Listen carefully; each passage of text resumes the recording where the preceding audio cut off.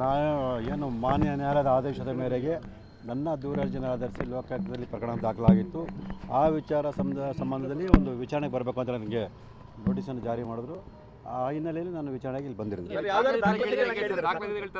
Sir ಇಲ್ಲ, ಈಗಾಗಲೇ ನಾನು ದೂರರ್ಜನೆಗೆ ಎಲ್ಲ ದಾಖಲಾತಿಗಳನ್ನು ಕೊಟ್ಟಿರೋದ್ರಿಂದ ಮತ್ತು ಅವರು ಮಾನ್ಯ ನ್ಯಾಯಾಲಯದಿಂದ ಕೂಡ ದಾಖಲಾತಿ ಪಡೆದಿರೋ ಸಾಧ್ಯತೆ ಇರೋದ್ರಿಂದ ಸೊ ದಾಖಲಾತಿಗಳ ಬಗ್ಗೆ ನನಗೇನು ನೋಟಿಸ್ ಇಲ್ಲಿ ತಿಳಿಸಿಲ್ಲ.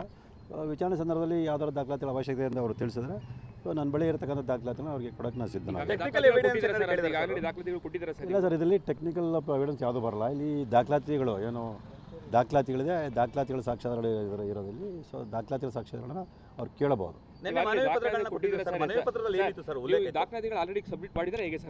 ಮೊದಲು ದೂರರ್ಜಿ ಕೂಡ ಸಂದರ್ಭ ಎಲ್ಲ ದಾಖಲಾತಿ ಸಂದರ್ಭ ಕೊಟ್ಟಿದ್ದೀನಿ.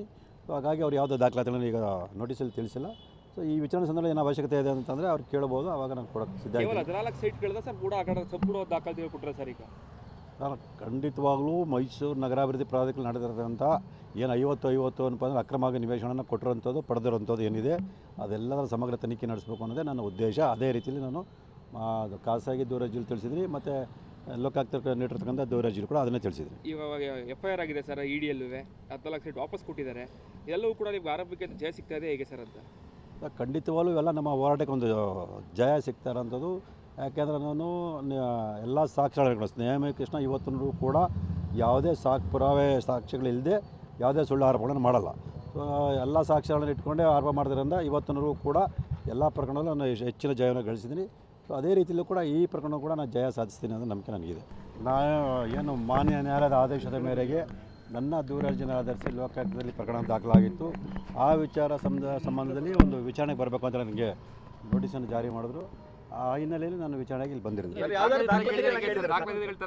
ಸರ್ ಇಲ್ಲ, ಈಗಾಗಲೇ ನಾನು ದೂರರ್ಜನೆಗೆ ಎಲ್ಲ ದಾಖಲಾತಿಗಳನ್ನು ಕೊಟ್ಟಿರೋದ್ರಿಂದ ಮತ್ತು ಅವರು ಮಾನ್ಯ ನ್ಯಾಯಾಲಯದಿಂದ ಕೂಡ ದಾಖಲಾತಿ ಪಡೆದಿರೋ ಸಾಧ್ಯತೆ ಇರೋದ್ರಿಂದ ಸೊ ದಾಖಲಾತಿಗಳ ಬಗ್ಗೆ ನನಗೇನು ನೋಟಿಸ್ ಇಲ್ಲಿ ತಿಳಿಸಿಲ್ಲ. ವಿಚಾರಣೆ ಸಂದರ್ಭದಲ್ಲಿ ಯಾವ್ದಾದ್ರು ದಾಖಲಾತಿಗಳ ಅವಶ್ಯಕತೆ ಅಂತ ಅವರು ತಿಳಿಸಿದ್ರೆ ಸೊ ನನ್ನ ಬಳಿ ಇರತಕ್ಕಂಥ ದಾಖಲಾತಿನ ಅವರಿಗೆ ಕೊಡೋಕ್ಕೆ ನಾನು ಸಿದ್ಧನಾಗಿದ್ದೀನಿ. ಇಲ್ಲ ಸರ್, ಇದರಲ್ಲಿ ಟೆಕ್ನಿಕಲ್ ಎವಿಡೆನ್ಸ್ ಯಾವುದೂ ಬರಲ್ಲ. ಇಲ್ಲಿ ದಾಖಲಾತಿಗಳು ಏನು ದಾಖಲಾತಿಗಳಿದೆ, ದಾಖಲಾತಿಗಳ ಸಾಕ್ಷ್ಯಾಧಾರಗಳು ಇರೋದಿಲ್ಲ. ಸೊ ದಾಖಲಾತಿಗಳ ಸಾಕ್ಷ್ಯಾಧಾರಗಳನ್ನ ಅವ್ರು ಕೇಳಬಹುದು.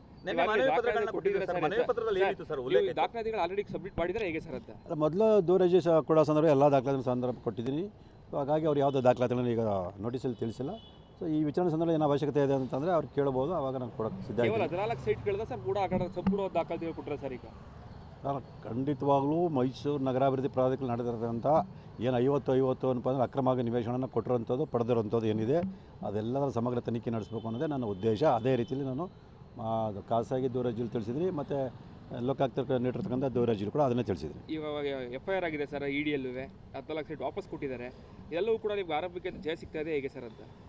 ಖಂಡಿತವಾಗ್ಲೂ ಇವೆಲ್ಲ ನಮ್ಮ ಹೋರಾಟಕ್ಕೆ ಒಂದು ಜಯ ಸಿಗ್ತಾ ಇರೋಂಥದ್ದು. ಯಾಕೆಂದರೆ ನಾನು ಎಲ್ಲ ಸಾಕ್ಷ್ಯಗಳು ನ್ಯಾಯಮಯ ಇವತ್ತಿನೂ ಕೂಡ ಯಾವುದೇ ಪುರಾವೆ ಸಾಕ್ಷ್ಯಗಳಿಲ್ಲದೆ ಯಾವುದೇ ಸುಳ್ಳು ಆರೋಪಗಳನ್ನು ಮಾಡಲ್ಲ. ಸೊ ಎಲ್ಲ ಸಾಕ್ಷ್ಯಗಳನ್ನು ಇಟ್ಕೊಂಡೇ ಆರೋಪ ಮಾಡಿದ್ರಿಂದ ಇವತ್ತಿನೂ ಕೂಡ ಎಲ್ಲ ಪ್ರಕರಣದಲ್ಲೂ ನಾನು ಹೆಚ್ಚಿನ ಜಯವನ್ನು ಗಳಿಸಿದ್ದೀನಿ. ಸೊ ಅದೇ ರೀತಿಯಲ್ಲೂ ಕೂಡ ಈ ಪ್ರಕರಣ ಕೂಡ ನಾನು ಜಯ ಸಾಧಿಸ್ತೀನಿ ಅನ್ನೋ ನಂಬಿಕೆ ನನಗಿದೆ. ನಾನು ಏನು ಮಾನ್ಯ ನ್ಯಾಯಾಲಯದ ಆದೇಶದ ಮೇರೆಗೆ ನನ್ನ ದೂರರ್ಜನೆ ಆಧರಿಸಿ ಲೋಕಾಯುಕ್ತದಲ್ಲಿ ಪ್ರಕರಣ ದಾಖಲಾಗಿತ್ತು. ಆ ವಿಚಾರ ಸಂಬಂಧದಲ್ಲಿ ಒಂದು ವಿಚಾರಣೆಗೆ ಬರಬೇಕು ಅಂತ ನನಗೆ ನೋಟಿಸನ್ನು ಜಾರಿ ಮಾಡಿದ್ರು. ಆ ಹಿನ್ನೆಲೆಯಲ್ಲಿ ನಾನು ವಿಚಾರಣೆಗೆ ಇಲ್ಲಿ ಬಂದಿರೋದು. ಸರ್ ಇಲ್ಲ, ಈಗಾಗಲೇ ನಾನು ದೂರರ್ಜನೆಗೆ ಎಲ್ಲ ದಾಖಲಾತಿಗಳನ್ನು ಕೊಟ್ಟಿರೋದ್ರಿಂದ ಮತ್ತು ಅವರು ಮಾನ್ಯ ನ್ಯಾಯಾಲಯದಿಂದ ಕೂಡ ದಾಖಲಾತಿ ಪಡೆದಿರೋ ಸಾಧ್ಯತೆ ಇರೋದ್ರಿಂದ ಸೊ ದಾಖಲಾತಿಗಳ ಬಗ್ಗೆ ನನಗೇನು ನೋಟಿಸ್ ಇಲ್ಲಿ ತಿಳಿಸಿಲ್ಲ. ವಿಚಾರಣೆ ಸಂದರ್ಭದಲ್ಲಿ ಯಾವ್ದಾದ್ರು ದಾಖಲಾತಿಗಳ ಅವಶ್ಯಕತೆ ಅಂತ ಅವರು ತಿಳಿಸಿದ್ರೆ ಸೊ ನನ್ನ ಬಳಿ ಇರತಕ್ಕಂಥ ದಾಖಲಾತಿನ ಅವರಿಗೆ ಕೊಡೋಕ್ಕೆ ನಾನು ಸಿದ್ಧನಾಗಿದ್ದೀನಿ. ಇಲ್ಲ ಸರ್, ಇದರಲ್ಲಿ ಟೆಕ್ನಿಕಲ್ ಎವಿಡೆನ್ಸ್ ಯಾವುದೂ ಬರಲ್ಲ. ಇಲ್ಲಿ ದಾಖಲಾತಿಗಳು ಏನು ದಾಖಲಾತಿಗಳಿದೆ, ದಾಖಲಾತಿಗಳ ಸಾಕ್ಷ್ಯಾಧಾರಗಳು ಇರೋದಿಲ್ಲ. ಸೊ ದಾಖಲಾತಿಗಳ ಸಾಕ್ಷ್ಯಾಧಾರಗಳನ್ನ ಅವ್ರು ಕೇಳಬಹುದು.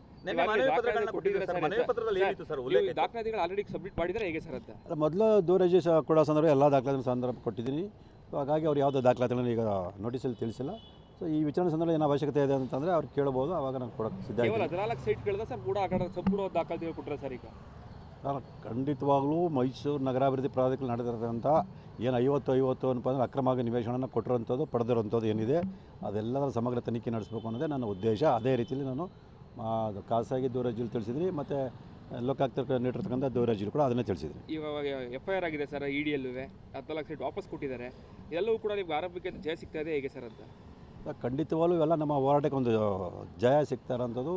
ಯಾಕೆಂದರೆ ನಾನು ಎಲ್ಲ ಸಾಕ್ಷ್ಯಗಳು ನ್ಯಾಯಮಯ ಇವತ್ತಿನೂ ಕೂಡ ಯಾವುದೇ ಪುರಾವೆ ಸಾಕ್ಷ್ಯಗಳಿಲ್ಲದೆ ಯಾವುದೇ ಸುಳ್ಳು ಆರೋಪಗಳನ್ನು ಮಾಡಲ್ಲ. ಸೊ ಎಲ್ಲ ಸಾಕ್ಷ್ಯಗಳನ್ನು ಇಟ್ಕೊಂಡೇ ಆರೋಪ ಮಾಡಿದ್ರಿಂದ ಇವತ್ತಿನವರೆಗೂ ಕೂಡ ಎಲ್ಲ ಪ್ರಕರಣದಲ್ಲೂ ನಾನು ಹೆಚ್ಚಿನ ಜಯವನ್ನು ಗಳಿಸಿದ್ದೀನಿ. ಸೊ ಅದೇ ರೀತಿಯಲ್ಲೂ ಕೂಡ ಈ ಪ್ರಕರಣ ಕೂಡ ನಾನು ಜಯ ಸಾಧಿಸ್ತೀನಿ ಅನ್ನೋ ನಂಬಿಕೆ ನನಗಿದೆ. ನಾನು ಏನು ಮಾನ್ಯ ನ್ಯಾಯಾಲಯದ ಆದೇಶದ ಮೇರೆಗೆ ನನ್ನ ದೂರರ್ಜನೆ ಆಧರಿಸಿ ಲೋಕಾಯುಕ್ತದಲ್ಲಿ ಪ್ರಕರಣ ದಾಖಲಾಗಿತ್ತು. ಆ ವಿಚಾರ ಸಂಬಂಧದಲ್ಲಿ ಒಂದು ವಿಚಾರಣೆಗೆ ಬರಬೇಕು ಅಂತ ನನಗೆ ನೋಟಿಸನ್ನು ಜಾರಿ ಮಾಡಿದ್ರು. ಆ ಹಿನ್ನೆಲೆಯಲ್ಲಿ ನಾನು ವಿಚಾರಣೆಗೆ ಇಲ್ಲಿ ಬಂದಿರೋದು. ದಾಖಲಾತಿಗಳ ತರ ಕೇಳಿದರೆ ಹೇಗೆ ಸರ್ ಅಂತ? ಸರ್ ಇಲ್ಲ, ಈಗಾಗಲೇ ನಾನು ದೂರರ್ಜನೆಗೆ ಎಲ್ಲ ದಾಖಲಾತಿಗಳನ್ನು ಕೊಟ್ಟಿರೋದ್ರಿಂದ ಮತ್ತು ಅವರು ಮಾನ್ಯ ನ್ಯಾಯಾಲಯದಿಂದ ಕೂಡ ದಾಖಲಾತಿ ಪಡೆದಿರೋ ಸಾಧ್ಯತೆ ಇರೋದ್ರಿಂದ ಸೊ ದಾಖಲಾತಿಗಳ ಬಗ್ಗೆ ನನಗೇನು ನೋಟಿಸ್ ಇಲ್ಲಿ ತಿಳಿಸಿಲ್ಲ. ವಿಚಾರಣೆ ಸಂದರ್ಭದಲ್ಲಿ ಯಾವ್ದಾದ್ರು ದಾಖಲಾತಿಗಳ ಅವಶ್ಯಕತೆ ಅಂತ ಅವರು ತಿಳಿಸಿದ್ರೆ ಸೊ ನನ್ನ ಬಳಿ ಇರತಕ್ಕಂಥ ದಾಖಲಾತಿನ ಅವರಿಗೆ ಕೊಡೋಕ್ಕೆ ನಾನು ಸಿದ್ಧನಾಗಿದ್ದೀನಿ. ಇಲ್ಲ ಸರ್, ಇದರಲ್ಲಿ ಟೆಕ್ನಿಕಲ್ ಎವಿಡೆನ್ಸ್ ಯಾವುದೂ ಬರಲ್ಲ. ಇಲ್ಲಿ ದಾಖಲಾತಿಗಳು ಏನು ದಾಖಲಾತಿಗಳಿದೆ, ದಾಖಲಾತಿಗಳ ಸಾಕ್ಷ್ಯಾಧಾರಗಳು ಇರೋದಿಲ್ಲಿ. ಸೊ ದಾಖಲಾತಿಗಳ ಸಾಕ್ಷ್ಯಾಧಾರಗಳನ್ನ ಅವ್ರು ಕೇಳಬಹುದು. ದಾಖಲಾತಿಗಳು ಆಲ್ರೆಡಿ ಸಬ್ಮಿಟ್ ಮಾಡಿದರೆ ಹೇಗೆ ಸರ್ ಅಂತ? ಮೊದಲು ದೂರಜಿ ಕೊಡೋ ಸಂದರ್ಭ ಎಲ್ಲ ದಾಖಲಾತಿ ಸಂದರ್ಭ ಕೊಟ್ಟಿದ್ದೀನಿ. ಸೊ ಹಾಗಾಗಿ ಅವ್ರು ಯಾವುದೋ ದಾಖಲಾತಿಗಳನ್ನು ಈಗ ನೋಟಿಸಲ್ಲಿ ತಿಳಿಸಿಲ್ಲ. ಸೊ ಈ ವಿಚಾರಣೆ ಸಂದರ್ಭ ಏನು ಅವಶ್ಯಕತೆ ಇದೆ ಅಂತಂದರೆ ಅವ್ರು ಕೇಳಬಹುದು, ಆವಾಗ ನಾನು ಕೊಡೋಕ್ಕೆ ಸಿದ್ಧ. ಕೇವಲ 14 ಸೈಟ್ಗಳಿಂದ ಸರ್ ಕೂಡ ಸಂಪೂರ್ಣ ದಾಖಲಾತಿಗಳು ಕೊಟ್ಟರೆ ಸರ್ ಈಗ? ನಾನು ಖಂಡಿತವಾಗ್ಲೂ ಮೈಸೂರು ನಗರಾಭಿವೃದ್ಧಿ ಪ್ರಾಧಿಕಾರ ನಡೆದಿರೋಂಥ ಏನು 50 ಅಂತಂದರೆ ಅಕ್ರಮ ನಿವೇಶನವನ್ನು ಕೊಟ್ಟಿರೋಂಥದ್ದು ಪಡೆದಿರೋಂಥದ್ದು ಏನಿದೆ ಅದೆಲ್ಲದರ ಸಮಗ್ರ ತನಿಖೆ ನಡೆಸಬೇಕು ಅನ್ನೋದೇ ನನ್ನ ಉದ್ದೇಶ. ಅದೇ ರೀತಿಯಲ್ಲಿ ನಾನು ಖಾಸಗಿ ದೂರರ್ಜಿಲಿ ತಿಳಿಸಿದ್ದೀನಿ ಮತ್ತು ಲೋಕಾಯುಕ್ತ ನೀಡಿರ್ತಕ್ಕಂಥ ದೂರರ್ಜಿಲು ಕೂಡ ಅದನ್ನೇ ತಿಳಿಸಿದ್ದೀನಿ. ಇವಾಗ FIR ಆಗಿದೆ ಸರ್ EDಯಲ್ಲೂ 14 ಸೈಟ್ ವಾಪಸ್ ಕೊಟ್ಟಿದ್ದಾರೆ. ಎಲ್ಲವೂ ಕೂಡ ನಿಮ್ಗೆ ಆರೋಪಕ್ಕೆ ಜಯ ಸಿಗ್ತಾ ಇದೆ ಹೇಗೆ ಸರ್ ಅಂತ? ಖಂಡಿತವಾಗ್ಲೂ ಇವೆಲ್ಲ ನಮ್ಮ ಹೋರಾಟಕ್ಕೆ ಒಂದು ಜಯ ಸಿಗ್ತಾ ಇರೋಂಥದ್ದು. ಯಾಕೆಂದರೆ ನಾನು ಎಲ್ಲ ಸಾಕ್ಷ್ಯಗಳನ್ನು ಸ್ನೇಹ ಕೃಷ್ಣ ಇವತ್ತಿನವರೆಗೂ ಕೂಡ ಯಾವುದೇ ಪುರಾವೆ ಸಾಕ್ಷ್ಯಗಳಿಲ್ಲದೆ ಯಾವುದೇ ಸುಳ್ಳು ಆರೋಪಗಳನ್ನು ಮಾಡಲ್ಲ. ಸೊ ಎಲ್ಲ ಸಾಕ್ಷ್ಯಗಳನ್ನು ಇಟ್ಕೊಂಡೇ ಆರೋಪ ಮಾಡಿದ್ರಿಂದ ಇವತ್ತಿನವರೆಗೂ ಕೂಡ ಎಲ್ಲ ಪ್ರಕರಣದಲ್ಲೂ ನಾನು ಹೆಚ್ಚಿನ ಜಯವನ್ನು ಗಳಿಸಿದ್ದೀನಿ. ಸೊ ಅದೇ ರೀತಿಯಲ್ಲೂ ಕೂಡ ಈ ಪ್ರಕರಣ ಕೂಡ ನಾನು ಜಯ ಸಾಧಿಸ್ತೀನಿ ಅನ್ನೋ ನಂಬಿಕೆ ನನಗಿದೆ. ನಾನು ಏನು ಮಾನ್ಯ ನ್ಯಾಯಾಲಯದ ಆದೇಶದ ಮೇರೆಗೆ ನನ್ನ ದೂರರ್ಜನೆ ಆಧರಿಸಿ ಲೋಕಾಯುಕ್ತದಲ್ಲಿ ಪ್ರಕರಣ ದಾಖಲಾಗಿತ್ತು. ಆ ವಿಚಾರ ಸಂಬಂಧದಲ್ಲಿ ಒಂದು ವಿಚಾರಣೆಗೆ ಬರಬೇಕು ಅಂತ ನನಗೆ ನೋಟಿಸನ್ನು ಜಾರಿ ಮಾಡಿದ್ರು. ಆ ಹಿನ್ನೆಲೆಯಲ್ಲಿ ನಾನು ವಿಚಾರಣೆಗೆ ಇಲ್ಲಿ ಬಂದಿರೋದು. ದಾಖಲಾತಿಗಳ ತರ ಕೇಳಿದರೆ ಹೇಗೆ ಸರ್ ಅಂತ? ಸರ್ ಇಲ್ಲ, ಈಗಾಗಲೇ ನಾನು ದೂರರ್ಜನೆಗೆ ಎಲ್ಲ ದಾಖಲಾತಿಗಳನ್ನು ಕೊಟ್ಟಿರೋದ್ರಿಂದ ಮತ್ತು ಅವರು ಮಾನ್ಯ ನ್ಯಾಯಾಲಯದಿಂದ ಕೂಡ ದಾಖಲಾತಿ ಪಡೆದಿರೋ ಸಾಧ್ಯತೆ ಇರೋದ್ರಿಂದ ಸೊ ದಾಖಲಾತಿಗಳ ಬಗ್ಗೆ ನನಗೇನು ನೋಟಿಸ್ ಇಲ್ಲಿ ತಿಳಿಸಿಲ್ಲ. ವಿಚಾರಣೆ ಸಂದರ್ಭದಲ್ಲಿ ಯಾವ್ದಾದ್ರು ದಾಖಲಾತಿಗಳ ಅವಶ್ಯಕತೆ ಅಂತ ಅವರು ತಿಳಿಸಿದ್ರೆ ಸೊ ನನ್ನ ಬಳಿ ಇರತಕ್ಕಂಥ ದಾಖಲಾತಿನ ಅವರಿಗೆ ಕೊಡೋಕ್ಕೆ ನಾನು ಸಿದ್ಧನಾಗಿದ್ದೀನಿ. ಇಲ್ಲ ಸರ್, ಇದರಲ್ಲಿ ಟೆಕ್ನಿಕಲ್ ಎವಿಡೆನ್ಸ್ ಯಾವುದೂ ಬರಲ್ಲ. ಇಲ್ಲಿ ದಾಖಲಾತಿಗಳು ಏನು ದಾಖಲಾತಿಗಳಿದೆ, ದಾಖಲಾತಿಗಳ ಸಾಕ್ಷ್ಯಾಧಾರಗಳು ಇರೋದಿಲ್ಲಿ. ಸೊ ದಾಖಲಾತಿಗಳ ಸಾಕ್ಷ್ಯಾಧಾರಗಳನ್ನ ಅವ್ರು ಕೇಳಬಹುದು. ದಾಖಲಾತಿಗಳು ಆಲ್ರೆಡಿ ಸಬ್ಮಿಟ್ ಮಾಡಿದರೆ ಹೇಗೆ ಸರ್ ಅಂತ?